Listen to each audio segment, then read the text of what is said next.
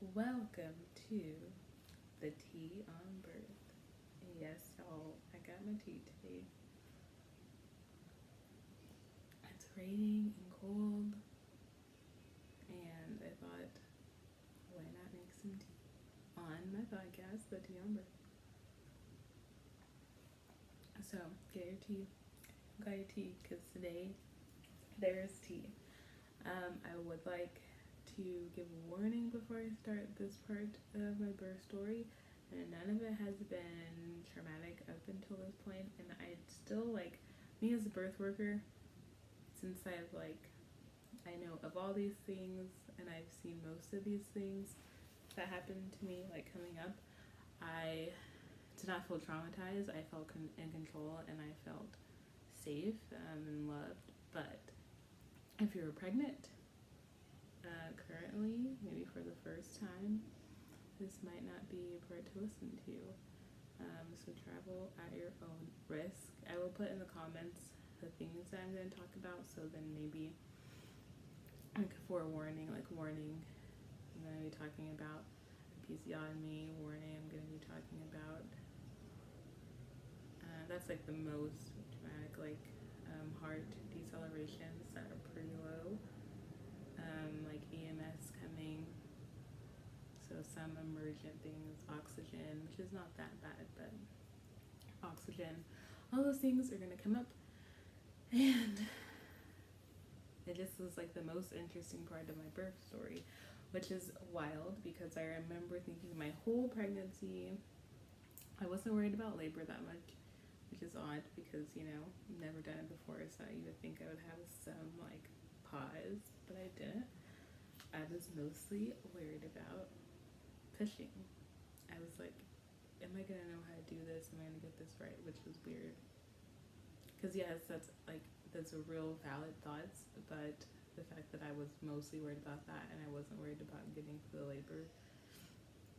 But I was like, oh, it's just me being in my head. So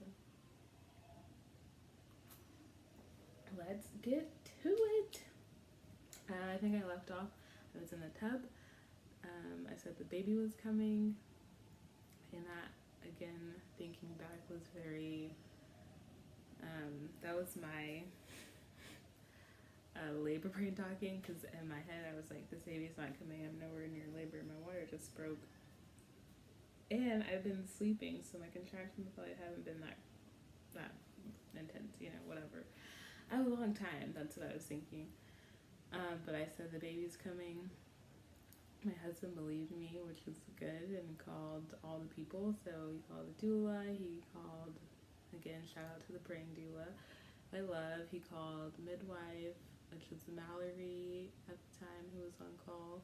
And she works under Origins midwives. And then I don't think he called my mom, but my mom did come. So my mom called me after my water broke, and I told her, like, don't come over, no one's even coming over yet, it's totally fine.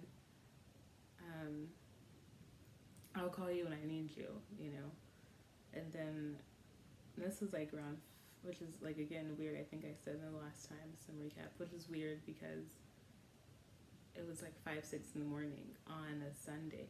So it wasn't like during the week she had to get up for work. She was calling me early in the morning, randomly. She never asked her, like, why. I want to know, like, why were you calling me? So anyway, we called everyone, told them to head that way. Birth is happening, that's what my labor brain thinks, my role conscious brain thinks, my birth worker brain, it's like, no, we have forever to go, and I can't hack it, and these are getting really intense. That's how I felt. So the first person to arrive, again, who we did not call, but came anyway, and I'm grateful she came, was my mom. I was in the tub still, and she showed up, and she describes me as being, like, pretty out of it, which I guess I was, because I don't remember. I remember her coming and talking to me, but I don't really remember a conversation or anything of that sort. she was trying to like help me relax during contractions or whatever. But I was like, is the tub ready? Like, is the big birth tub ready? And she's like, yeah, everyone's filling it up. I'm like, oh god, she needs to hurry up. Because in my head I was like, if I get this in the bigger tub, this will help a lot more. So my thought process as a birth worker was, when your belly is fully submerged is when hydrotherapy really works in terms of helping with contractions. And so me being in our little like basic tub, you know, that every like house has, unless you get a fancy house with a fancy tub, or it was like barely covering my vagina and then like a little bit of my belly, like this was not working. Especially once I like got, you know, pregnant belly, like everything's high. I needed like all of this to be submerged. And so my thinking was, once I get into there, I'll be better. Like all of this, like I can handle this, I'll be fine. This is all in my head, it's not that intense. And then I can maybe get through the rest of labor that I think is going to be more intense than it already is. So my mom's doing that. She later tells me, so at the time, for some reason, in the duplex we lived in, had really bad ants, but they were like sugar ants. They weren't ants that bite you, like fire ants. But during certain times, which I guess this was another like season, because the seasons were changing, they like to come in our house, because they were all outside. And they would mostly come in the bathroom, but that I think it's because on the other side, I did a lot of research about ants. But anyway, on the other side of that is our heater, and they like water, like our water heater. And so I think they were just coming through. But anyway, my mom was like, I remember talking to you and trying to calm me down. And I'm talking to you, I'm killing ants like on the side of the tub. I'm like, I don't even remember the ants being there, to be honest. I know they were there, and it is so wild because after my birth, like literally the next day they were gone and they didn't come back, because they only came in during like certain seasonal times or whatever, because we had them earlier in the year and we had sprayed and they were gone, and Ron was supposed to start, you know, like our goal was to spray before birth because they came back up, and we never got the chance because you're never fully prepared for when labor happens. Then my midwife arrived, which in my head too, I was thinking like, where's my doula? Which I can get to, I will get to that part, but I was like, where's Jessica? Like, she's the first person we called, why is she not here? So my midwife gets there, she listens to baby. If you've ever had like midwifery care, they use a Doppler, which I think, yeah, like when you have prenatals with doctors, they use the same thing. So it's just like a little thing. They listen to baby, make sure baby's okay. So he was doing good, and she was like helping me cope with the contraction. She didn't say much. Later my mom told me that she said like, yeah, she'll probably have the baby in 4 hours, which actually did happen. But if she would have told me that, I would have been like, nope, I cannot do this for 4 more hours. So happy she didn't, but she got there. She wanted her baby. The tub got filled up. They helped me put on my like swimsuit top, because the bottoms are pointless at this point. And I walked like from the tub to our living room, because that's where we put the big tub, because our living room is pretty massive. And I got in it and I was like, oh, this is way nicer. This is way better. Again, I was not having contractions, so I don't know. In that moment, I made a bad decision, not awful decision, but I said, hey, give me some of those Cheetos. I was really into Cheetos in my pregnancy, not regular Cheetos, but jalapeno Cheetos, or the flaming hot ones. And so I had some jalapeno Cheetos, and I was like, hey, give me, like, I'm hungry, I want some of those. I had like one Cheeto, and I was like, I don't want that. That was a mistake. I didn't throw up or anything, but I'm like, no, I don't want that. As I'm chewing it, I started having a contraction, if I remember. So I have some contractions in the big birth tub. I'm doing some different positions, so laying on like one side and the other side, on my knees. I'm not really sitting on my butt, because I'm feeling pressure. But I can't really verbalize that I'm feeling pressure. But I think after I'm in there for a while, I'm just like, man, this pressure is intense. And I think I did like spontaneous like pushing, like some bearing down, not like all the way pushing at the peak of my contraction. And I don't remember this, but I looked at my chart and my midwife asked if she could check me, and I said no. I don't remember that at all. But that's one thing that's great about midwifery care is that, yes, they will ask you if you want to be checked, like a cervical exam, but you can say no, and then they won't even bring it up again. They won't pressure you into doing it. They'll be like, okay, like, it's your decision. So I think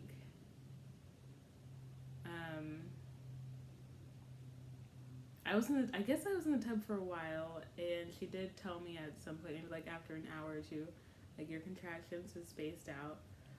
Do you want to get out? And I'm like, yeah, because it wasn't really like taking away all the things like I thought it would. I didn't love it. I definitely didn't love it for pushing. I think if I would have been awake for more early labor, I would have loved it. Or like if I would have gotten it instead of if it would have been ready, like when my water broke, if we knew that was going to happen, like it would have helped then, because that's when it got really intense very fast. Which, if you know from having a baby, like the science behind that is the cushion is gone. There's nothing like protecting your cervix from your baby's like hard head, because yes, your baby is skin and bones, and so once that goes away, it's just like skin, bones hitting your cervix like every time, applying very hard pressure, dilating you like pretty good, pretty fast. So and at this point, Rebecca had showed up, who is the sis. So midwives always, just like doctors have a sis in the hospital, which is like a nurse, but it's cooler out of hospital birth because usually it's another midwife. So you have two basically like doctors, not certified, but like two very certified people assisting. So Rebecca came, and I'm still like, where's Jessica? Every time someone walks in the door, I'm like, where's Jessica? And Rebecca was in a dress, and I didn't really think about it, but postpartum, I was like, why are you wearing a dress? Why are you wearing scrubs? I later learned she was at church, and she just like ditched her life, and laughing came like immediately in what she was wearing, because they thought, like, oh man, she's about to drop a baby. And she lived far, like she did not live close, so she was like an hour, maybe hour plus from my house. So love her dedication. So I got out of the tub. At this point, I think Jessica arrived right before I got out of the tub, because there are pictures of me in the tub, and I also didn't know where Aaron was and didn't really think about where Aaron was, but later I learned, he was my birth photographer, that she was at another birth, which was like, oh, we talked about might happen, but you know, like, no, like that never really happens, like two moms in labor at the same time that you're serving never really happens, but then it does. So yeah, I later learned that my doula had made a bunch of stops before she came to me, because she was actually the closest person to me out of my midwife, the assist, even my mom probably. But what happened is that she stopped and got the birth bag. So because my midwife lived closer to me than she did the birth center, and she needed the like home birth kit. So my doula lives over there by the birth center. So she stopped and got that, and then she talked to Aaron, which I didn't know this, but Aaron was at another birth. And she went to Mercy Culture, which is the church that we go to, and because she's served on the like media team before, and so she went and she checked out a camera and bought it to take pictures for me, because Aaron wasn't gonna make it. Like, she did all these things, amazing. And she came at the right time, really. Like, pushing was the most intense for me, and like the hardest thing for me to wrap my brain around, because it was like, it hurts if you don't push, it hurts if you do push. and the more you push, the more it hurts. So like I don't really want to push. I don't really want to do this, but I have to because the baby has to come out. So this is going to be a little bit of a longer one because there's a lot happens, but I want to get through all of it. So I get out of the tub. I go to the bathroom. I'm still feeling a lot of pressure. They do probably pick up when I get out of the tub, but I don't really notice, like, because at this point they just keep coming and coming, and it's like, this is my life now. Like, there's no life without contractions. This is what I do now. And my wife asked me again, like, hey, do you want me to check you? And I'm like, yes, yeah, sure, let's see. Like, surely I'm like at least a 5. That's what I'm thinking. Surely I'm at least a 5. Surely, like, you know, I'm not like still in, hopefully I'm still not in early labor, you know, that's what I was thinking. And I remember in the tub, she asked me if I was having pressure in the front, and my birth worker braid was not turned on, but I said yes, like during contractions what I felt, and I was like, I feel crampy in the front, which if I look back and I use my like midwife braid, I know that usually means that there's just a lip left, but I did not think about that at all. And I mean, who knows, you know, I haven't been checked yet, so we don't really know what's going on. So I go to my bedroom, she checks me. Checks are way nicer and way more beautiful when you have midwifery care. It's all informed, it's all slow, and everyone actually like respects and thinks about that. Oh, you can feel everything that's happening. You don't have an epidural. So she checks me, and she's like, you just have a lip. And I'm shocked. I'm like, what? Like, if I could have like a dance around the room and be happy moment, I would have, but I was in hardcore labor, and I was just like enjoying my breaks when I had my breaks. My breaks weren't fun anymore because when I had breaks, I still had pressure. It wasn't like, oh, there's a relief from everything. No, I still had pressure that would not go away because that was my baby. And I looked back at my chart and like, she charted that like he was positive 2 stations, so he was pretty low, and then 100% of face, and I just had a lip. So that means my cervix was 9.5 centimeters dilated, and that was my first check. Since I got checked, if y'all listen to the other parts, which you should, like days before this happened, I was like 2 centimeters, actually to 3. So I'm over the moon. I'm like, whoa, no way, like that's crazy. And so she asked me if I want her to reduce the lip. So reducing the lip is where they just hold that part of the cervix that still hasn't melted away back during contraction and try to move it over baby's head to fully dilate you. And I was like, yeah, sure. So she does, and it sucks. I've seen moms do it, and I have no idea like how they do it. And then she was like, do you want me to hold it there? Like after the contraction, she was still holding it. And I was like, no, I'm sorry. Like until the next contraction, and make sure, because she said like it didn't stay. Like, you want me to hold it there so it stays, and then hold it through another contraction? I'm like, I can't do it. I'm sorry, I can't do it. And it's my, you know, so because it's informed consent, it's my decision. She's like, okay, and she comes out, and it takes a lot of people to help me get out of the bed because I'm having contractions. Like they're probably back to 2 minutes. I don't know. I can't really tell you, but they're definitely closer than like they were in the tub, because they did space out, which I didn't even really notice, but they did space out in the tub. Probably like to 4 minutes. But yeah, so everyone helps me up out of the bed, and at this point, I think someone had done counter pressure, and I had liked that, so like a hip squeeze, and so I was like, I need someone to do that like every time. So they were doing that, and that was great. And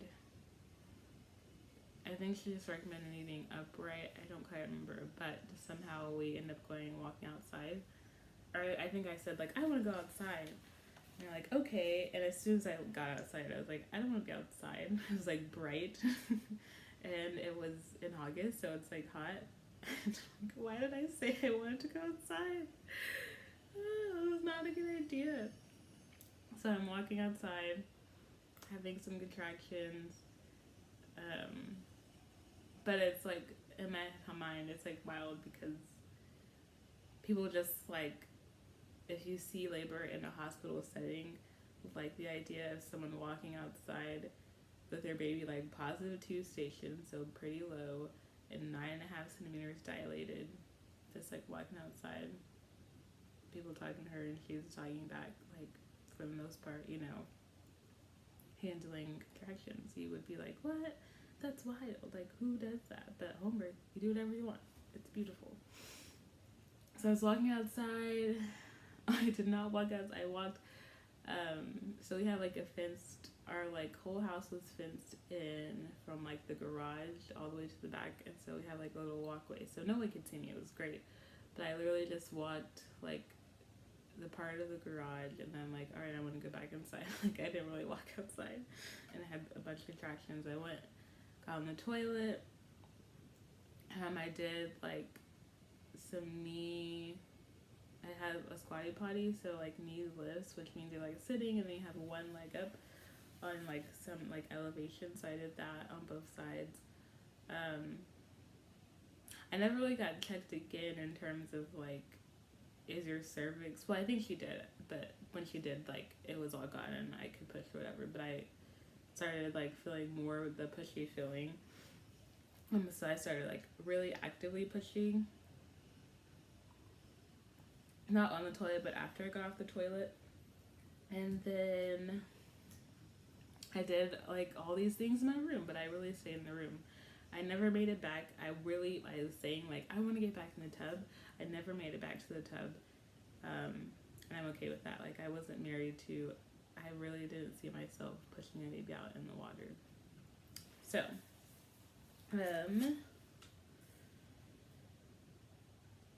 yeah, this is where it kind of gets blurry. I'm looking at my notes, so I'm gonna look at my notes that my assistant midwife wrote down, because this isn't gets blurry. But so I started pushing. I feel like I'm not making any progress, but I am. It's just really slow progress. I ended up pushing for 2 hours. In that time, I don't think really pushed straight with my back, but I pushed like on my back leaning to one side, on my back leaning to the other side. There's so many pushing positions you could do, and I think I did them all. I pushed on the toilet. I pushed standing up, like holding on to my husband. I pushed, I'm pretty sure I did, like they did the knees, tried to do the knees together, like legs out on my back, like, or somebody on my back. I pushed. I did a lot of like, which surprised me, like myself. I did a lot of not squat pushing, but I was like on the ground on my knees and then leaning over my bed, kind of pushing, or like hands and knees, and then also like on my knees but doing a lunge, like I'd switch like from one side to the other. Like, I did a lot of pushing like that, and that surprises me, but it felt good. Like, it was helpful, and I feel like I could really wrap around my belly and give like good big pushes that way. Like, I feel like those are pretty effective pushes. And then laying on the bed, like on one side or the other side, were like my most effective pushes. Pushing on the toilet was not as effective as I thought it would be. I thought when they were like, okay, let's go on the toilet, usually it like helps you push, like, and gravity helps a lot, but it wasn't that helpful for me. At that point, they put oxygen on me, so like one of the biggest things was around like after an hour of pushing, going into 2 hours, he started having some like pretty bad decels, because they try to monitor like constantly, especially the more the head comes out, to make sure, because that's like when babies get the biggest squeeze and they're like in the tightest spot, and so they might not react well. So his lowest dip that happened, if I'm looking at the notes, like a couple of times, he like during pushes, like the lowest he would get is like 60, and that is really low. Usually with pushes, it's like maybe like 80s, 70s. Like that's normal. 60, a little scary. Not normal. And in that moment I thought, because I remember telling them I don't want to hear the Doppler, but I wasn't even thinking about it. So I could hear it, and I would hear that it was slow, but in my head it didn't sound that slow. I was like, oh, it sounds normal slow. But every time after I stopped pushing, he would recover to like 110, 118, like 100. He would recover well, so they were concerned, but they were like, he keeps recovering, and he keeps recovering fast. So when you really start thinking about like babies' lack of oxygen and being deprived in that time is when they drop and they stay there for a while before they come back up. But he would drop and come back up like immediately. It was not very long. Maybe like, I think maybe 10 seconds or something. He would recover very fast. Like it didn't take him very long to recover. But it was still like, okay, I've been pushing for 2 hours, and later I found out that they were kind of saying like, we see his head, but we are seeing the same part of his head. Like it's like you're pushing really hard, but like he's stuck on something, or like he's being squished really, like he's not moving. And I think it was kind of trying to get him under my tailbone. So did a bunch of pushing, keep having decels. He also responded well to like head stimulation, which is basically where she just like rubbed his head. Like when she would do that, he would perk back up too if he was low from like the tight spot he didn't like. So like I'm trying to think about what happened. So I got oxygen, I was pushing on the bed, then we tried the toilet, and I made some more progress.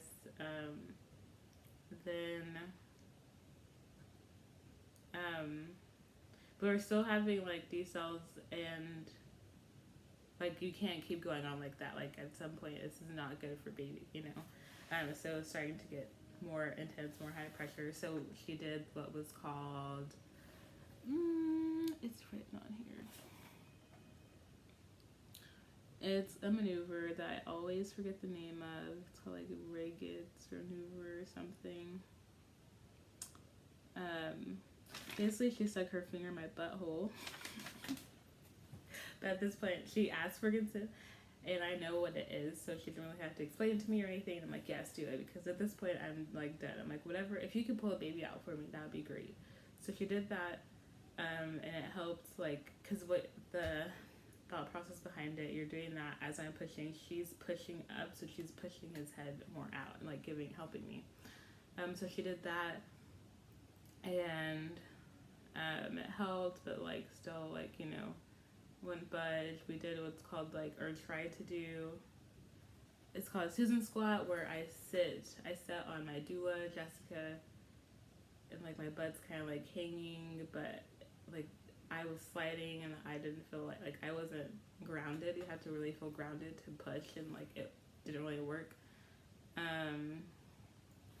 So I know after we tried that, she was like, and at this point, looking at the notes, because I really don't know, there was like 5 to 6 centimeters of his head was pushing, so like a good amount of his head. But also I've been pushing for a long time, and like when you're pushing for a long time and they're in a canal, their head does a lot of molding. And he was +2 for a while, so his head had been molding for a while, which means like getting in the shape of your birth canal to like come out of your vagina and your birth canal and all that stuff. So at that point she was like, I think I'm gonna have to do an episiotomy, and I said, okay, I don't care. So the episiotomy is just like when they do like a low cut, which is really like old school, and like it's really last resort. But and that's only because like usually it makes you tear. Like when you cut, you're like forcing it to tear, and then like next time someone pushes, like all of that tears. That didn't happen to me.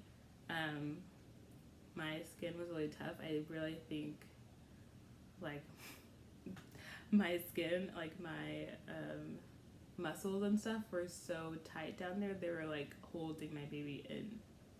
So I was pushing against myself. But anyway, so she did the episiotomy, hurt like heck, because I can feel everything. And my mom and her said it gave like a little, like it helped, but not like what you would think. And then it didn't tear at all. She was like, oh my gosh, it's so tough. Like it was hard for her to cut my like outer muscles because it was so tough, like so tight. I ended up getting 3 of those.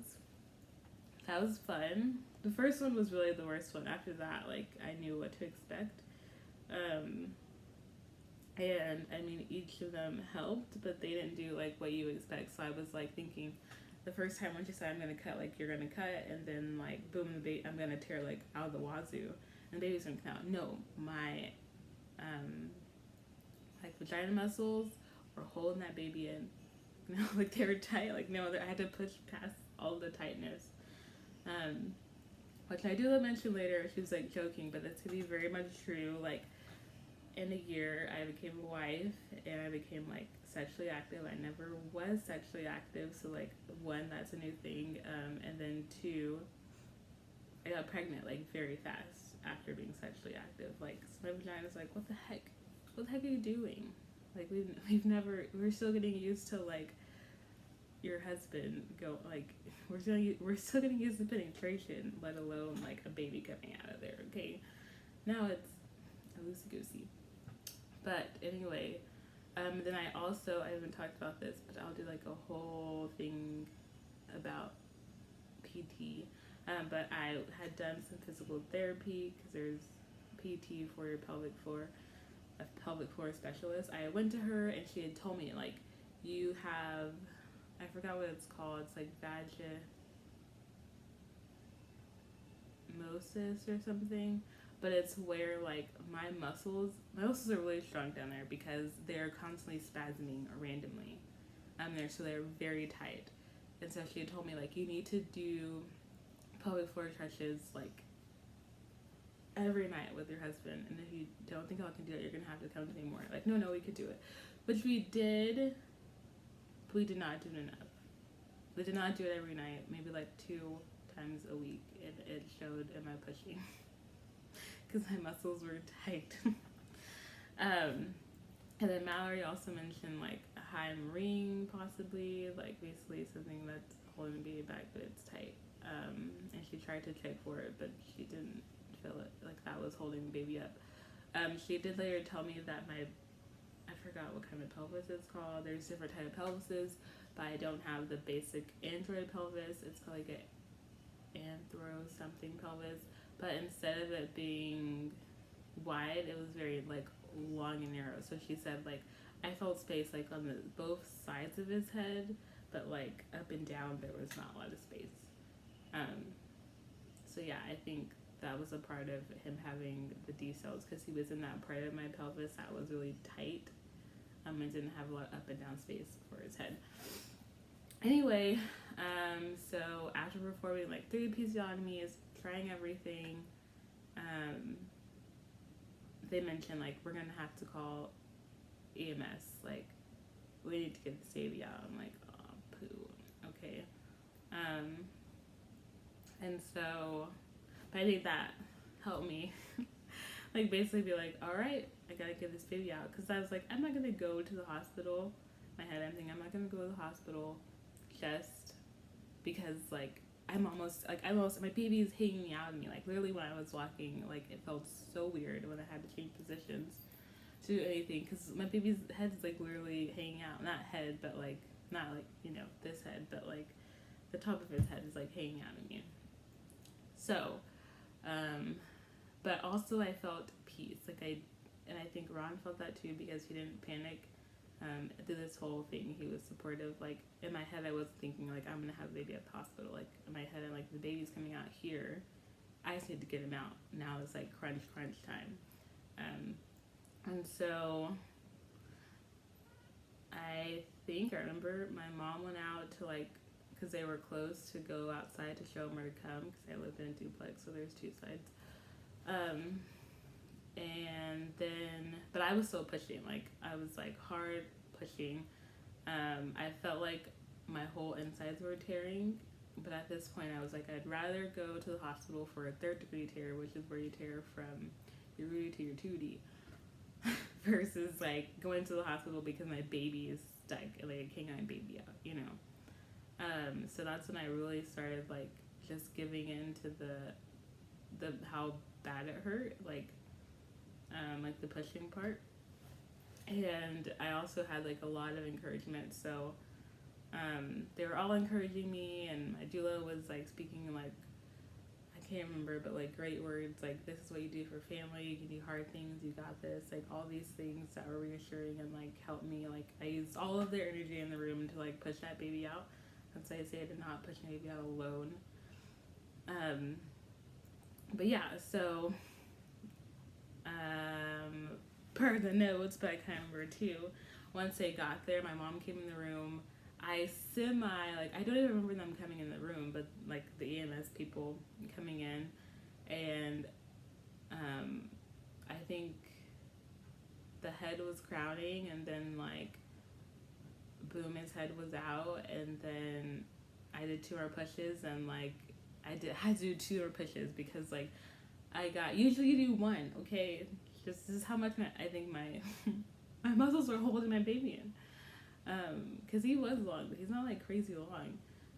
So I pushed, his head came out. I was like, oh dang. It like was like, oh, that kind of hurts, but like relief. Like I can tell like something's out. And I pushed again, his shoulders came out, and I was trying to grab him, and she was like, oh wait, push again. I had to push again to get his legs out. That never happens, to get his legs and torso out. So I pushed him, came out. It's a beautiful moment. I felt like joy, like so much joy. Emotional. I was like a beautiful moment, and it was just amazing because I was like up against the clock. Like I think my mom, when she came back in, she was like surprised that I was still pushing. But again, like every time we have dips, he will recover. So like I was like, if he's fine, I'm gonna keep doing this, you know, unless this is hurting him. No, he would recover every time. And then when he came out, he cried right away. He was pink, like nothing was wrong with him, which is like a miracle. Because usually when things like that happen, you have to be ready to resuscitate that baby because they've been having a lot of dips. They've been deprived of oxygen for a little bit of time. Like they might not come out happy. But he, after that, me and my midwife and my other midwife definitely think that it was just like that spot, whatever spot in my birth canal and my pelvis that like he did not like, that he had to like really like get past. Once he got past that, he was fine. Like his heart rate was better, he came out crying, he was happy, like, nothing was wrong with him.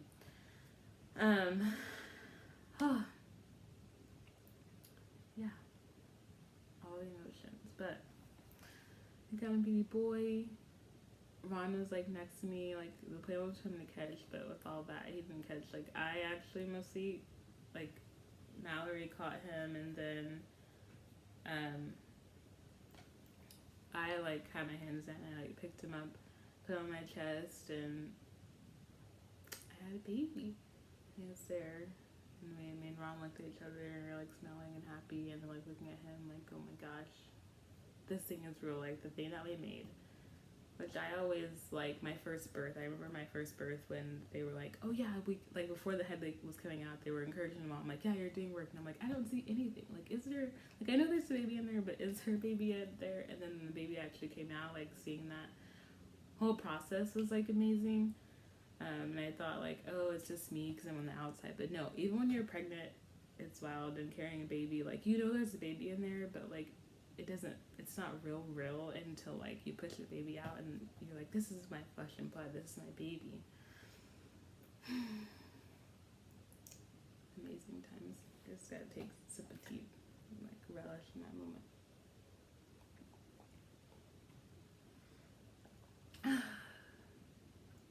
So I had my baby. He was fine. I did not tear from my Rudy to my Tootie. And the EMS people just left, which was a blessing. So that is like the biggest, that's like the longest, but it's like the biggest chunk of my birth story. I don't want to keep taking up you guys' time, but I love chatting about birth. Next time we will talk about my postpartum and how that went. So like immediate postpartum, and then like the like days, like the first week kind of, it's all a blur, but like, you know, the first hard stuff of postpartum and how that went. Like latching my baby and all that stuff, how breastfeeding is going this far, all the things. So I thank you for listening, and that is the tea on